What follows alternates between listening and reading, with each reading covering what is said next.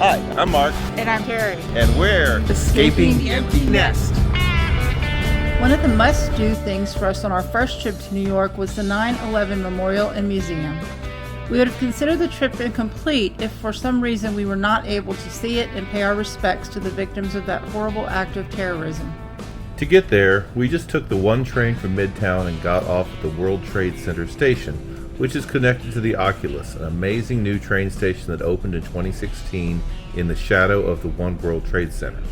From the inside, the Oculus feels like you're in the ribcage of a giant animal, or from the outside, you see what the architect's intention was, which was to give the impression of a bird taking off, being released from a young child's hands. It's very nice inside and out, with shops, restaurants, and of course access to subway stations and the PATH trains to New Jersey.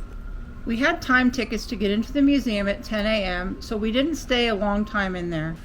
When we got to the 9/11 museum, we were greeted with a very long line.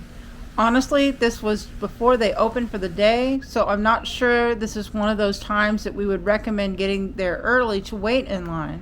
If you have a ticket, you might as well wait until the mass of people are already inside and then just walk right in after you go through security. There was really no reason that we saw that the waiting in line did anything more than getting us in the door just a few minutes early. Once inside, you walk through a very expansive display area where you see things like the remains of the signature columns of the World Trade Center, one of the last photographs of Manhattan before the world changed, the slurry wall that made up the foundation of the original complex, and the mangled but recognizable dedication pedestal from 1973. One display that I thought was impactful was the survivor staircase, which used to be above ground level and survived enough to lead several hundred people to safety.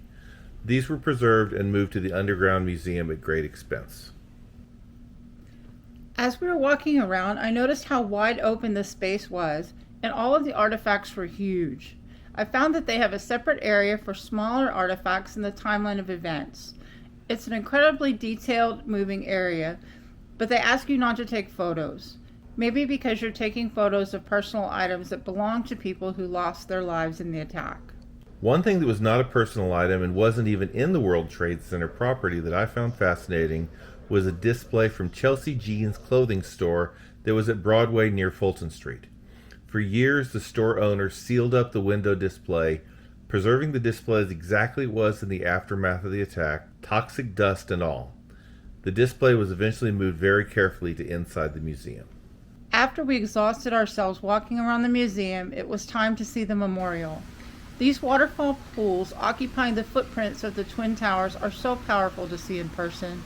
You really get the scale of how huge the buildings were, and of course, reading the names of all the souls that were lost that day made it very somber. We have been fortunate enough to see this and Pearl Harbor in the last 5 months, and I have to admit having a similar reaction to both of them. We were in the museum for a couple of hours, and I barely remember saying 4 words to Terry the entire time. You walk around in stunned disbelief, just absorbing the stories and history as presented.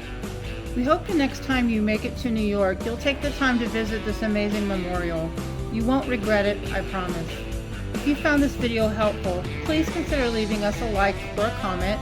It really does help the channel out. Remember to never stop having adventures with your spouse. Thanks for watching, and Bye for now.